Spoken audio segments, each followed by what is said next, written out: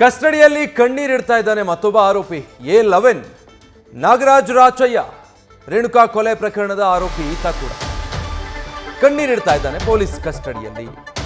Nagaraj alias ನಾಗ ತಾನು ಮಾಡಿದ ತಪ್ಪನ್ನ ನೆನೆದು ಈಗ ಮನವರಿಕೆ ಆಗಿರಬೇಕು ಮಾಡಿರೋದು ಎಂಥ ದೊಡ್ಡ ತಪ್ಪು ಅಂತ. ಸೊ ಅದನ್ನ ನೆನೆದು ಕಣ್ಣೀರಿಡ್ತಾ ಇದ್ದಾನೆ. ಮಹಜರ್ ಮಾಡುವ ವೇಳೆಯೂ ಕೂಡ ನಾಗರಾಜ್ ಅಳುತ್ತಾ ಇದ್ದ. ಪೊಲೀಸರ ತನಿಖೆ ವೇಳೆಯೂ ಕೂಡ ನಾಗನ ಕಣ್ಣೀರ ಧಾರೆ ಮುಂದುವರೆದಿದೆ. ಪವಿತ್ರ ಗೌಡ ಕೂಡ ಮತ್ತೊಂದು ಕಡೆ A11 ನಾಗರಾಜ್ ಅಲಿಯಾಸ್ ನಾಗ ಇದೇನ್ ಮಾಡಿಬಿಟ್ಟೆ ಅಂತನೋ ಏನೋ ಕಣ್ಣೀರು ಹಾಕಿದ. ಡೀಟೇಲ್ಸ್ ಕೊಡ್ತಾರೆ ಅಂಕಿತಾ, ಲೈವ್ ನಲ್ಲಿ ಜಾಯ್ನ್ ಆಗ್ತಾ ಇದ್ದಾರೆ. ಅಂಕಿತಾ, ಈಗ ಮಾಡಿದ ತಪ್ಪಿಗೆ ಪೊಲೀಸರ ಹತ್ರ ಸಿಕ್ಕಾಕೊಂಡ್ಬಿಟ್ವಲ್ಲ ಅನ್ನೋ ಭಯಕ್ಕೋ ಅಥವಾ ಇಷ್ಟೆಲ್ಲ ಮಾಡ್ಬಿಟ್ವಲ್ಲ ಅನ್ನೋ ಪಶ್ಚಾತ್ತಾಪಕ್ಕೋ, ಒಟ್ಟಾರೆ ಯಾಕೆ ಆರೋಪಿಗಳ ಪೈಕಿ ಹಲವರು ಕಣ್ಣೀರಾಗ್ತಿದ್ದಾರೆ ವಿಚಾರಣೆ ವೇಳೆ? ವಿಜಯ್, ರೇಣುಕಾಸ್ವಾಮಿ ಕೊಲೆ ಪ್ರಕರಣಕ್ಕೆ ಸಂಬಂಧಪಟ್ಟಂತೆ ಪ್ರಕರಣದ 11ನೇ ಆರೋಪಿಯಾಗಿರುವಂತಹ ನಾಗರಾಜ್ ರಾಚಯ್ಯ ಏನಿದ್ದಾನೆ, ಆತ ಕೂಡ ನಿನ್ನೆ ಮಹಜರು ಮಾಡುವಂತಹ ಸಂದರ್ಭದಲ್ಲೂ ಕೂಡ ಕಣ್ಣೀರನ್ನ ಇಡ್ತಾ ಇದ್ದ. ಆತ ಕಣ್ಣೀರ್ ಹಾಕ್ತಾ ಇದ್ದಂಗೆ ನಟ ದರ್ಶನ್ ಕೂಡ ಆತನನ್ನೇ ನೋಡ್ತಾ ಇದ್ರು. ಅದಾದ ಬಳಿಕ ಪೊಲೀಸರ ತನಿಖೆಯಲ್ಲೂ ಕೂಡ ಆತ ಕಣ್ಣೀರನ್ನ ಇಡ್ತಾ ಇದ್ದ. ಅಂದ್ರೆ ದರ್ಶನ್ ಅವರಿಗೆ ಆಪ್ತರಾಗಿದ್ರು ನಾಗರಾಜ್ ಅವರು ಅಂತ ಹೇಳಿ. ಜೊತೆಗೆ ಈ ಹಿಂದೆ ಅಂದ್ರೆ ದರ್ಶನ್ ವಿರುದ್ಧ ಯಾವಾಗ ಅವಹೇಳನಕಾರಿ ಪೋಸ್ಟ್ ಅನ್ನ ಹಾಕಲಾಗಿತ್ತು ಆ ಸಂದರ್ಭದಲ್ಲೂ ಕೂಡ ದರ್ಶನ್ ಪರ ನಿಂತು ಒಂದು ಕಂಪ್ಲೇಂಟ್ ಅನ್ನ ಕೊಡುವಂತಹ ಕೆಲಸವನ್ನ ಕೂಡ ಮಾಡಿದ್ರು. ಅಂದ್ರೆ ಯಾರು ಈ ರೀತಿಯಾಗಿ ಕಿಡಿಗೇಡಿಗಳು ಅವಹೇಳನಕಾರಿಯಾಗಿ ಪೋಸ್ಟ್ ಅನ್ನ ಮಾಡ್ತಾ ಇದ್ದಾರೆ ಅಂತವರ ವಿರುದ್ಧ ಕಾನೂನಾತ್ಮಕ ಕ್ರಮವನ್ನ ಕೈಗೊಳ್ಳಿ ಅಂತ ಹೇಳಿ ಅವರು ಒಂದು ದೂರನ್ನ ಕೂಡ ಕೊಟ್ಟಿದ್ರು. ಈಗ ಈ ರೀತಿಯಾಗಿ ಆಯ್ತಲ್ಲ ಅಂತ ಹೇಳಿ ಆರೋಪಿಗಳು ಕಣ್ಣೀರನ್ನ ಇಡ್ತಾ ಇದ್ದಾರೆ. ಅದರಲ್ಲೂ ಕೂಡ ನಾಗರಾಜ್ ಕಂಟಿನ್ಯೂಸ್ ಆಗಿ ನಿನ್ನೆ ಕೂಡ ಮಹಜರು ಮಾಡುವಂತಹ ಸಂದರ್ಭದಲ್ಲಿ ಅಂದ್ರೆ ಪಟ್ಟಣಗೆರೆಯ ಶೆಡ್ ಏನಿದೆ ಅಲ್ಲಿ ಮಹಜರು ಮಾಡುವಂತಹ ಸಂದರ್ಭದಲ್ಲಿ ಕೈಕಟ್ಟಿ ಕಣ್ಣೀರನ್ನ ಇಡ್ತಾ ಇದ್ದ. ಆತ ಕಣ್ಣೀರ್ ಇಡ್ತಾ ಇದ್ದಂಗೆ ಅಲ್ಲಿದ್ದವರೆಲ್ಲ ಆತನನ್ನ ನೋಡ್ತಾ ನಿಂತಿದ್ರು. ಎಲ್ಲೋ ಒಂದು ಕಡೆ ಆತ ಮಾಡಿರುವಂತಹ ತಪ್ಪಿಗೆ ಪಶ್ಚಾತ್ತಾಪ ಪಡ್ತಿದ್ದಾನೆ ಅನ್ನೋ ರೀತಿಯಲ್ಲಿತ್ತು ಆ ಒಂದು ದೃಶ್ಯ. ವಿಜಯ್, ಅಲ್ಲಿಗೆ ಅಂಕಿತಾ, ಈಗ ಇವ್ರಿಗೆಲ್ಲ ಏನ್ ಕಾಡ್ತಾ ಇದೆಯಲ್ಲ ಪಾಪ ಪ್ರಜ್ಞೆ, ಇದರಲ್ಲಿ ಒಂದು ಅಂಶ ಅವತ್ತು ಸ್ವಲ್ಪ ಮೈ ಮೇಲೆ ಪ್ರಜ್ಞೆ ಇದ್ದಿದ್ರೆ ಒಂದು ಜೀವನ ಉಳಿತಾ ಇತ್ತು, ಇವ್ರು ಯಾರಿಗೂ ಈ ಪರಿಸ್ಥಿತಿನೂ ಬರ್ತಾ ಇರಲಿಲ್ಲ ಅನ್ಸುತ್ತೆ. ಖಂಡಿತವಾಗ್ಲೂ ವಿಜಯ್, ಅವತ್ತು ಅವ್ರು ಮಾಡಿರುವಂತಹ ತಪ್ಪಿಗೆ ಇವತ್ತು ಅನುಭವಿಸ್ತಾ ಇದ್ದಾರೆ.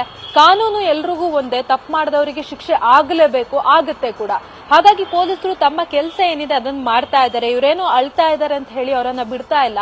ಪೊಲೀಸರು ಸಾಕಷ್ಟು ತನಿಖೆಯನ್ನ ಮಾಡ್ತಾ ಇದ್ದಾರೆ. ಜೊತೆಗೆ ಈ ಒಂದು ಕೊಲೆ ಪ್ರಕರಣದಲ್ಲಿ ಬೇರೆ ಬೇರೆ ಆರೋಪಿಗಳಿದಾರಲ್ಲ, ಸುಮಾರು 17 ಜನ ಆರೋಪಿಗಳು, ಅವರ ಕೃತ್ಯ ಏನು, ಅವರು ಯಾವ ರೀತಿಯಾಗಿ ಕೊಲೆ ಪ್ರಕರಣದಲ್ಲಿ ಇನ್ವಾಲ್ವ್ಮೆಂಟ್ ಇದ್ದಾರೆ, ಅವೆಲ್ಲದರ ಬಗ್ಗೆ ಮಾಹಿತಿಯನ್ನ ಕಲೆ ಹಾಕುವಂತಹ ಕೆಲಸವನ್ನ ಈಗಾಗಲೇ ಪೊಲೀಸರು ಮಾಡ್ತಾ ಇದ್ದಾರೆ.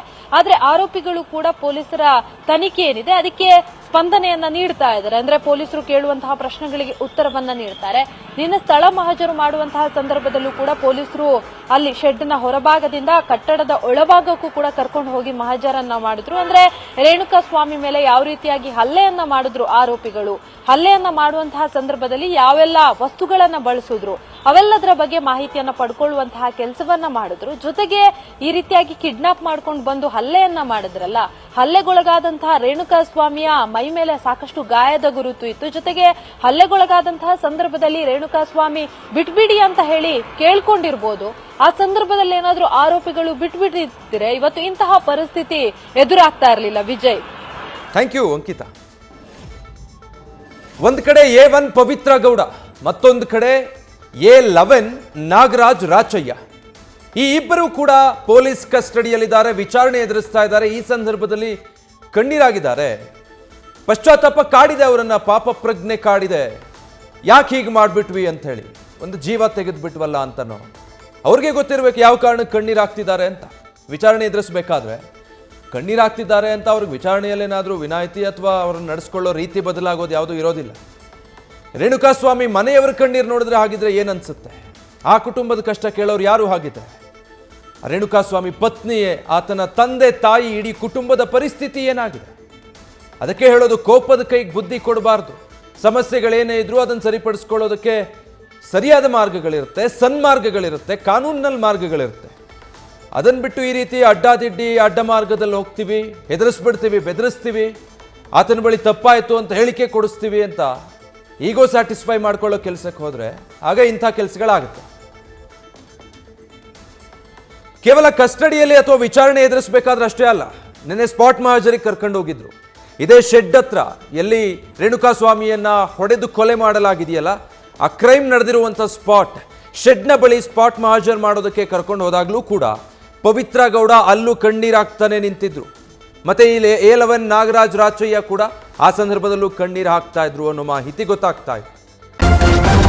ನ್ಯೂಸ್ ಫಸ್ಟ್ ನಿರ್ಭೀತಿಯಿಂದ ನಿಮ್ಮ ಪರವಾಗಿ.